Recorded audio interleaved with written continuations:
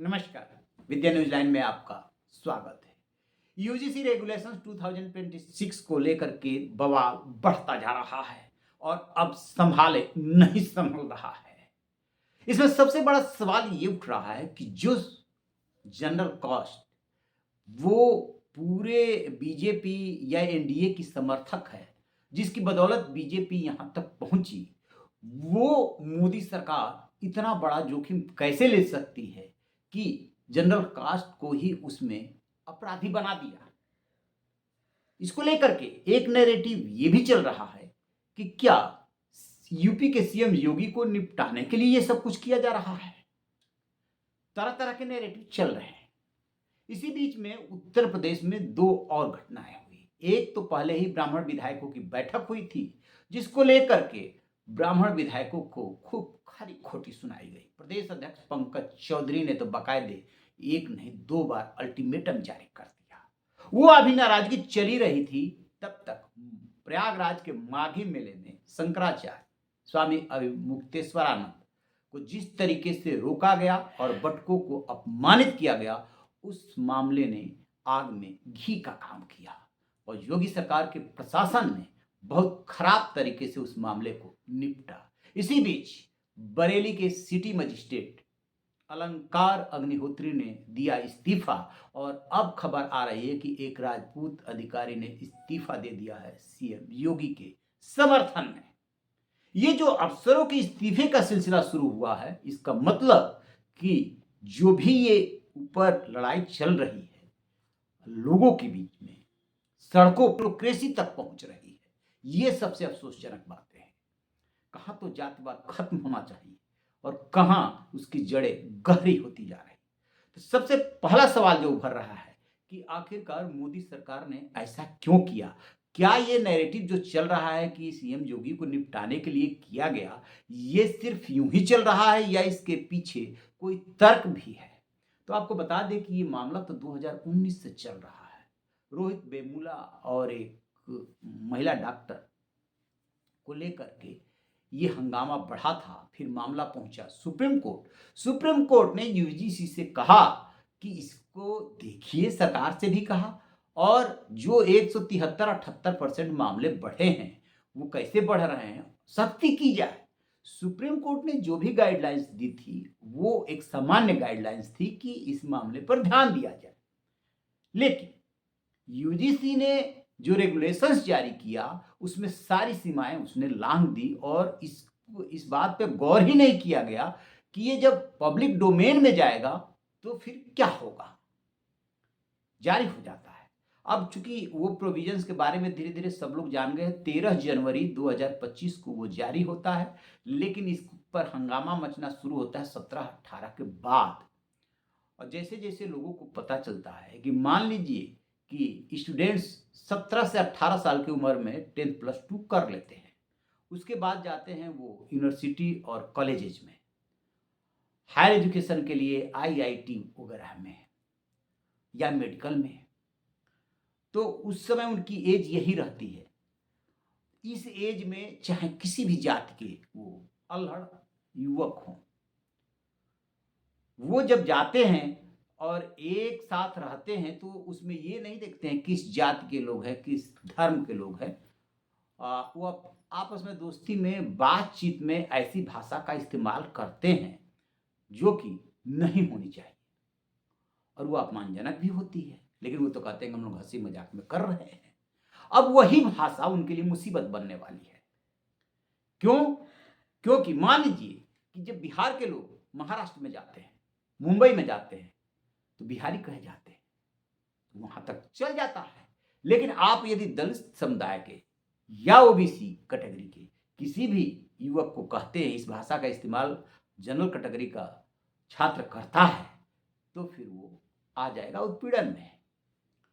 तो जब कमेटी बैठी, संसदीय कमेटी बैठी, जिसकी अध्यक्षता कांग्रेस नेता दिग्विजय सिंह कर रहे थे, उसमें बीजेपी के बड़े दिग्गज ये रविशंकर प्रसाद वो भी थे और भी तमाम वरिष्ठ सांसद थे। किसी ने कोई गौर नहीं किया, उसके बाद उसको जारी कर दिया गया। उसमें जो इक्विटी कमेटी, सेंटर्स, निगरानी समिति बनाने की बातें हो रही है, सबसे तीन तीन पॉइंट ऐसे हैं जो उसको सबको झकझोर रहे हैं। पहली बात तो ये कि यदि कोई झूठी शिकायत करता है तो पहले उस पे पनिशमेंट था, अब कोई पनिशमेंट नहीं। दूसरी बात कि शिकायत कोई किसी का भी उत्पीड़न हो सकता है। ये ज़रूरी नहीं है कि जनरल कास्ट ही उत्पीड़न करे। जनरल कास्ट का भी उत्पीड़न हो सकता है और वर्ग शिकायत कर सकता है, जनरल कास्ट नहीं कर सकता। यानी कि पहले ही सरकार ने, समिति ने, यूजीसी ने मान लिया कि अपराधी जो है, वो आरोपी जो है, जो इस मानसिकता से ग्रसित है, वो सिर्फ जनरल कास्ट हो सकता है, ओबीसी और दलित तो हो ही नहीं सकता। जो इक्वलिटी का सिद्धांत है, आर्टिकल 14 और 15 को मिला करके पढ़ेंगे तो जो कहता है कि जात, सेक्स, धर्म, संप्रदाय, लिंग के आधार पे आप भेदभाव नहीं कर सकते, वो इसमें साफ-साफ भेदभाव होता हुआ भी दिख रहा है। बहरहाल, अब आगे बढ़ते हैं। तो ये सब हुआ, होने के बाद ये जैसे ही आया पब्लिक डोमेन में, हंगामा मच गया और लोग सड़कों पर उतरने लगे। सोशल मीडिया पर तो पोस्ट की बाढ़ आ गई, मोदी सरकार की लानत मलानत होने लगी। और यूपी के सीएम योगी अपने मामले में अभी भी मुक्तेश्वर आनंद मामले में फंसे हैं। और बोले भी तो वो क्या बोले, क्योंकि उत्तर प्रदेश में यदि सवर्णों को देखेंगे तो वो 20-21% है। तो इसकी गुंजाइश से दोनों 50-50 मान के चलते हैं, लेकिन हमें नहीं लगता निजी तौर पर कि सिर्फ योगी के लिए ऐसा किया गया होगा, क्योंकि तो ये तो वाया सुप्रीम कोर्ट और सरकार और संसदीय समिति होते हुए यूजीसी तक आया और यूजीसी से फिर ये पब्लिक डोमेन में आया। लेकिन ये बातें कही जा रही कि हाँ ऐसा, अच्छा चूंकि राजनीति में ऐसी चीजें होती है तो इसलिए बहुत बड़ी बात भी नहीं है यदि ऐसा किया गया तो।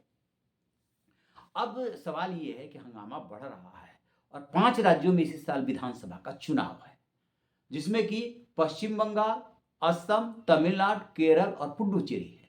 और ऐसे ही अगले साल चुनाव है, तो लगभग 10 राज्यों में चुनाव है अगले साल के शुरू में। तो इतना बड़ा जोखिम मोदी सरकार भला कैसे ले सकती है, और अब करे तो क्या करे।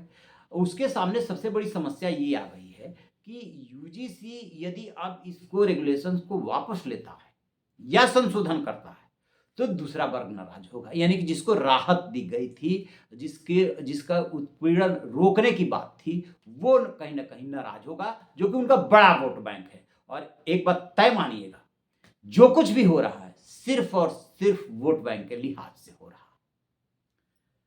तो इधर कुआं उधर खाई वाली स्थिति पैदा हो रही है, और इधर जो है सवर्ण नाराज हो रहा है। और सवर्ण यदि यूपी के संदर्भ में बात करेंगे तो 20-21%, और राज्यों में भी थोड़ा ऊपर नीचे। तो फिर क्या होगा, क्या करें। तो जो जानकारी मिल रही है उसके मुताबिक अटॉर्नी जनरल और भी कानून विदों को बुला करके सरकार बात कर रही है कि इसमें क्या किया जा सकता है और यहाँ पर कहाँ पे लीगल कमी, कानूनी कमी रह गई है जिसको कि ठीक किया जा सकता है। तो अब क्या करना चाहती है मोदी सरकार कि इसके खिलाफ जो है याचिका पहुंच गई है सुप्रीम कोर्ट में, जिसमें कि 2 महीने बाद डेट लगी है। मोदी सरकार सीधे सीधे इसमें हाथ नहीं डालना चाहती, क्योंकि हाथ जलने का डर है।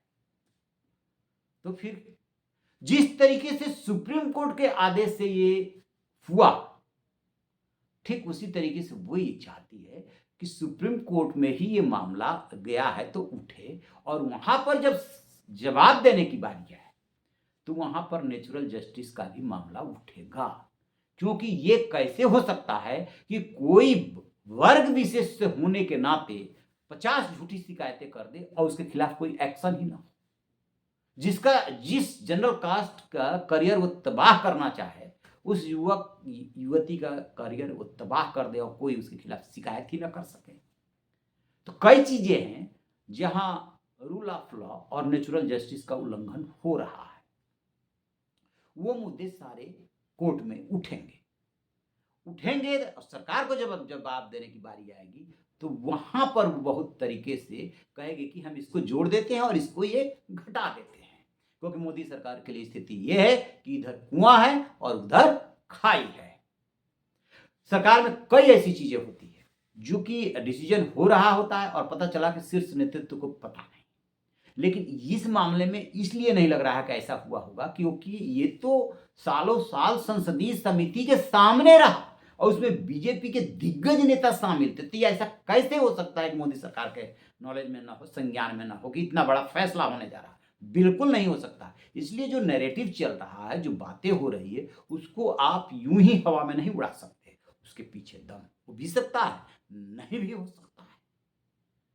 तो अब ये है मोदी सरकार का प्लान कि किसी तरीके से कोर्ट के थ्रू ही इस मामले को निपटाया जाए। यदि डायरेक्ट इंटरफेयर करते हैं और कुछ भी वापस लेते हैं तो फिर हाथ जलने का उसमें खतरा है।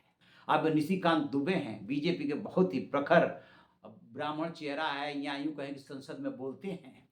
वो बार बार ये दिखा रहे हैं कि मोदी सरकार ने 10% ईडब्ल्यूएस को दिया, जो उसको अगड़ों को दिया, जो गरीब हैं, आर्थिक आधार पे दिया, और कोई नहीं दे सकता था, मोदी है तो मुमकिन है, न जाने क्या क्या। और ये बात भूल जा रहे हैं कि भाई जनरल कैटेगरी का आपने उसमें उल्लेख क्यों नहीं किया। उसपे वो जो है रेगुलेशन इस बात पे क्यों मौन है, सारे वर्गों को प्रतिनिधित्व दे रहा है और जनरल कास्ट पे आकर के चुप हो जा रहा है, कह रहा है कि वो अंडरस्टूड है, वो तो होंगे ही होंगे, ऊपर की बॉडी में तो वो बैठे ही बैठे हैं। अरे भाई, इक्विटी कमेटी का गठन होना है, सेंटर का बनना है, 24 घंटे की हेल्पलाइन बननी है, उसका बाकायदे स्ट्रक्चर आप जारी करेंगे ना। आप बजाय लिपापोती करने के सही सही बात बोलिए ना कि नहीं दिया गया है जनरल कास्ट को उसमें जगह।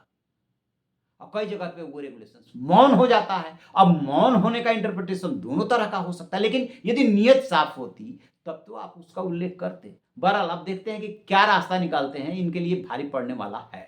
आपके क्या राय है कमेंट बॉक्स में जरूर बताइएगा। Thank you.